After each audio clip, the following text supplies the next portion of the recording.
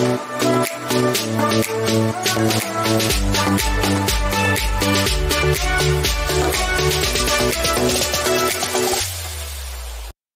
morning, and good morning. Welcome to another fabulous episode of Exit Strategies Radio Show. Hey, I'm your host, Corwin J. Millett, broker and owner of Exit Realty Low Country Group in beautiful North Charleston, South Carolina. Hey, if this is your first time listening to this show, you, sir or ma'am, are in for a treat because our mission here is very simple.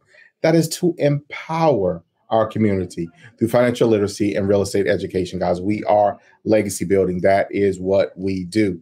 So, guys, today is no different. Get your notepad, be ready, because we have a fabulous guest who's going to wow you. I mean, completely wow you with information. All right. So, guys, today we're very fortunate to have with us none other than Kate Yachini with Carolina Realty Group out of Hilton Head, South Carolina. Kate, how are you doing today? I'm great. I'm so excited to be here, Corwin. You are such an inspiration. And when you asked me to do this, I just was so excited. I thought, little old me, just really excited to be here and share what I can with your listeners and share that information. So I'm excited. Well, awesome. So, Kate, look, first and foremost, we'd be remiss if we didn't give you the opportunity to kind of tell people who you are, and obviously what it is that you do as we kind of get into a conversation and discussion.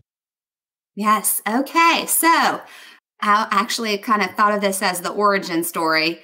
Being a boy mom, got to have an origin story with every superhero. I grew up outside of Richmond in Mechanicsville, Virginia.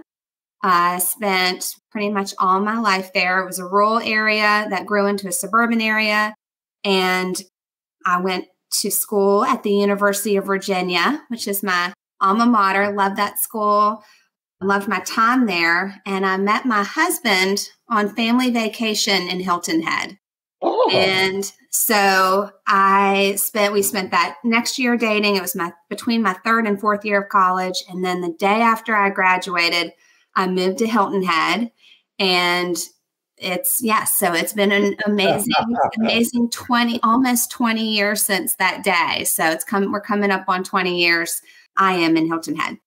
So I'm excited about that. And also I always share too, when I tell this story, that it's a bit of a self-fulfilling prophecy. I did vacation as a child here, and every time my parents would take me home, I would cry and say I was going to live in Hilton Head someday. And so my dream came true. And now I get to help other people live their dreams here. So it's all come for full circle. Awesome. That is an amazing story. Now, you are a realtor, leader in the industry as well. Definitely don't want to be remiss on that. But you are a realtor and realtor leader in the Hilton Head area. Now, if you don't mind for our listeners, how long have you been in the business? Let's start with that. Right. So I started in real estate, actually got my license in 2005. And I worked for a company for a couple of years as an admin. And I was trying to figure out, okay, how does this crazy business work? Because once you get your license in real estate, unless you go a certain path and find a mentor, you have to kind of figure it out. There's training out there if you look for it. But for a lot of us, I think you get your license and you're like, okay, now what? So I worked in admin, and then I found my mentor, who's actually also my business partner now. But she taught me everything I could ever imagine about real estate. I was very, very, very lucky to have found her and to be able to have that knowledge moving into the industry. And she's also, I think she also credit her a lot with explaining like the whole her values to me and sharing with me that, always putting that client first. And if you do that, then basically everything will just follow that. You don't think about the transaction. You think about the relationship with the person. You try to help them the best you can in every day that you're working, and everything else will work out. So I had a great mentor And then I worked for her for a couple of years as a sales assistant and then started selling. And I've been selling for about, I guess, since 2010, I want to say, on my own as a realtor broker. Got my broker's license. And and I've been at Carolina Realty Group pretty much all of that time since 2010. So about 12 years. And obviously markets have changed, times have changed, and it's been an interesting time. So let me ask you this. So again, you're in leadership. So if you don't mind, tell our folks, our listeners, as far as leadership in the association, what have you done? What are you doing? So I am currently serving as the Hilton Head Area Realtors 2022 president. So I've been doing this since January, and it's November, obviously. So it's been a really, really, really fun year. I did not know what to expect. I was probably a little nervous when I took this on, but I've been on the board of the Realtor Association for, I think, about maybe 4 years. Worked my way through our leadership team. So I had done all the different roles. And so I kind of knew what to expect, but it's been really awesome to be able to just serve the membership, to learn about, everything that you don't see behind the scenes when you're a member. Our association staff works so hard to put forth our events. Our committees work so hard. And really, you see so much also that our fellow realtors do in the community. And I think a lot of people don't realize just how much they do in terms of volunteerism through the association, but also outside of the association on their own independently and through their companies as well. Interesting. You should touch on that, because that is very, very true.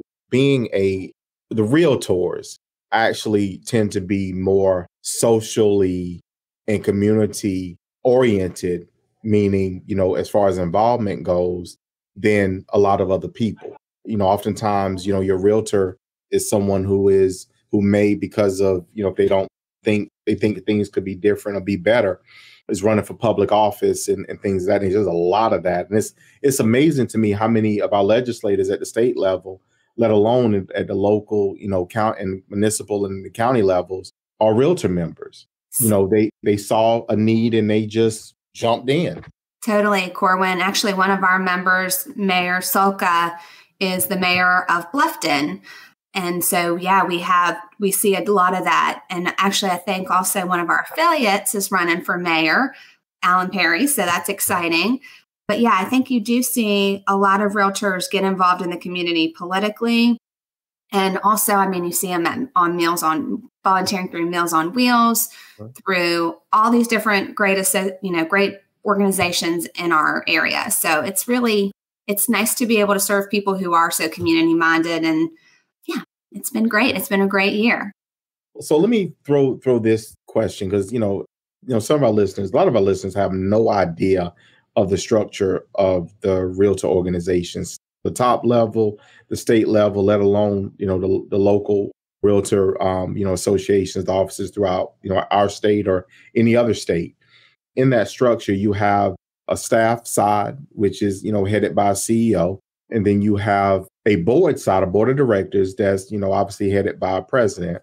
So what prompted you to get involved? Like, what was it? Yes. So first of all, getting involved in the association. So when I first got into real estate, that company wasn't quite as involved in the association.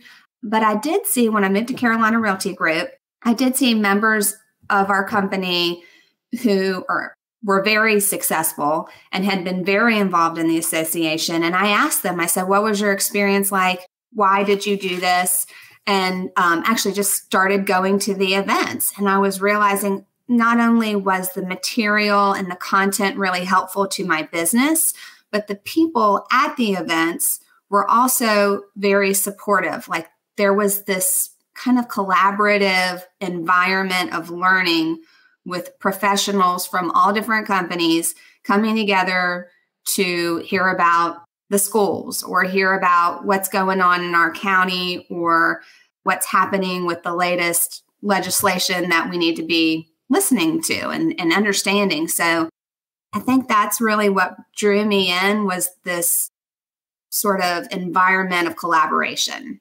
And then in terms of leadership, it was the one person who said, we would love to have your input. And actually, it was Daniel Moskowitz. He's a prior Realtor president, and he's been involved on the state level too. And he actually made that phone call and said, hey, would you like to move into this position? And that was really probably, it's normally somebody who invites you to the party. And when we go back every time, like people, you can send out all kinds of communications to people, but it's the personal invitation that draws you in, or the person that draws you in, I think, and a lot of times into being more involved or to being active as a leader.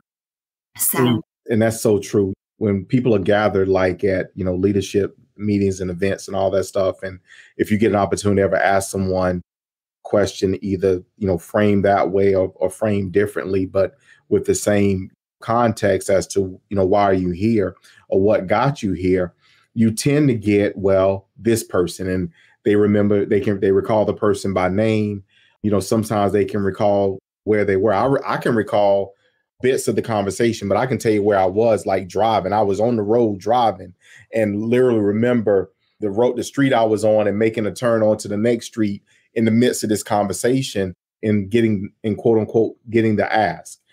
That's something that within our association that we talk about oftentimes of, hey, look, we still need to be making asks, because people don't understand. Our general membership oftentimes doesn't understand what it is that their association is doing for them. Lord, they don't know that.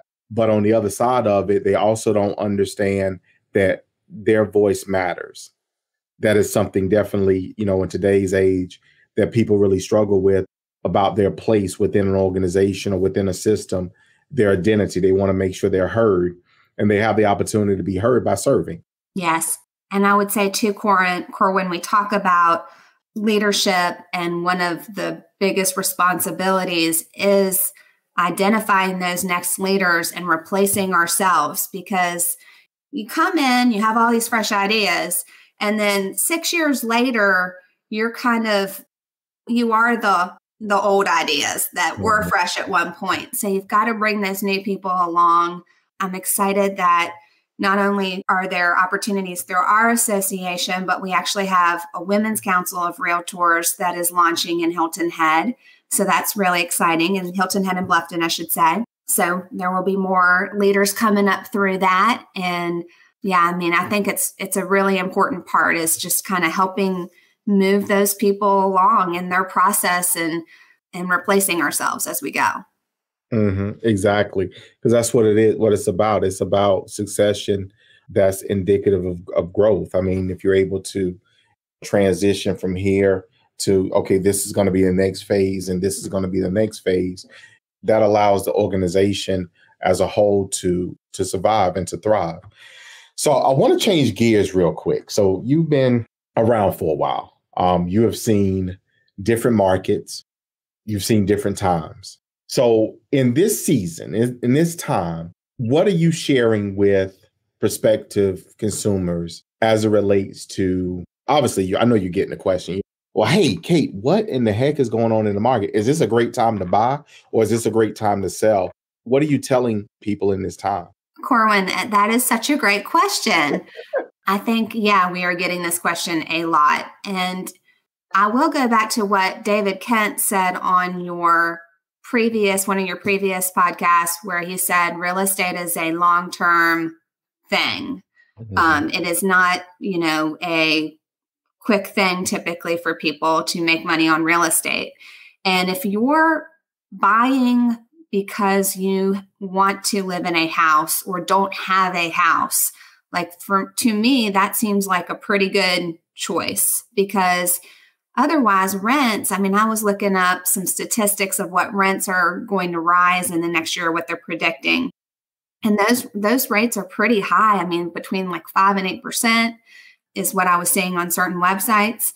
And then you're looking at, so if you're looking at rents rising considerably, and the new thing that I hear everybody saying is rent is 100% interest.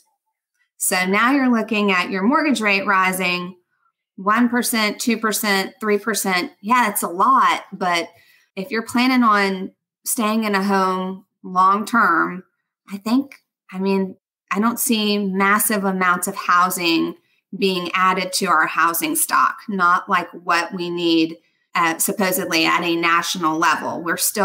Houses are still scarce. And actually, inventory is still really, really low. I think right now there is uncertainty, and uncertainty is the hardest thing to move past as a buyer. If your certain things are not going to be good or your certain things are going to be good, it's easier to make a decision. But uncertainty makes it tough. So I think if you are buying and you're buying for the right reasons, that you're going to be in this home for however long, I think that's kind of the decision that you have to make is, do I want to keep paying rent, or do I want to take a higher mortgage interest rate and then hope that I can refi this later? And I think, I think interest rates, I looked at projections for next year as well, and they were all over the map. They were everything from, like 5 something to like 9 something. I don't think anybody knows. So, but interest rates are going to go up and they are going to go down, and that's all part of it. If you look back at all the missed opportunities during the recession, I think our generation, Corwin, is somewhat risk adverse after going through that whole mortgage meltdown. But the situation is very different now. People have a lot of equity in these homes, and they also have low interest rates a lot of times on the mortgage that they hold on the home. So now they're going to be less likely to sell. So that complicates and that exasperates the inventory issue. So why would I sell my house? I have a low interest rate. I like my house. It works for me. I'm not going to be so inclined to go do the next thing. So I think in terms of buying, it makes sense for most people. In terms of selling, prices are still high. So again, that probably makes sense for most people. But it all depends on where you're going next, because that's been the issue, is the inventory issue. If you don't have a place to go, I always ask people when I go in for that listing appointment, what is your plan? Like, once we have this house under contract, where are you going to go? Because it's a lot harder to make that plan when you have an offer or when you're under contract. So you need to know kind of what your plan is going to be. But, I tell people, Kate, I frame it this way. I say, look, my job is to make you homeless, but I'm not trying to make you homeless. So there's a difference. I want to make you less a home. Don't get me wrong. But I also don't want to pass you on the street. That's definitely a very valid, a very important question for the consumer for them to be able to answer. So that way you have done them a service and not, quote unquote, a disservice. You also touched on something else in what you were, going through, and what you was updating us on, which is, 100% of rent, 100% is 100% interest on rent. And there's no tax advantages to that. And consumers miss that. People have gotten so caught up into the snippet that they're getting from social media, and people thinking about how people move, and people will cash out on houses just to get a check. But then now you got a higher rate. And as you try to make the next purchase, I have a client that, and I'll share this with you and the listeners briefly. I have a client that didn't consult with me before selling the property. They got an unsolicited offer, so they jumped at it because they looked at how much money they can get out of it. But they didn't look to know what rates were. So now I don't know where they are in the purchase phase, but I do know that when the house they sold had a rate that was significantly less than what rates are currently. And in turn, trying to make a purchase in this market with rates such as that, I know they're going to take a house payment that was very reasonable, and make it a lot more and possibly unreasonable because they got blinded by the money. Didn't consult with a professional, because I would have told them, no, don't what you selling for. Stay where you are. but that's what, unfortunately, what people do. But I'm gonna also add this in your take on it. You've been here and doing this for a while, Kate. Rates are not abnormal. Low rates at 3% historically, and that's an abnormal rate. Rates in the middle range is kind of where we are.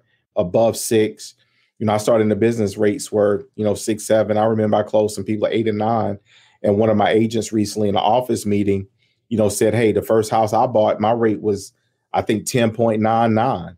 And I had a lender that told me his first house when he got into the business about 20 years ago, he said, look, he was lucky to get the 12.99 special, So Yeah.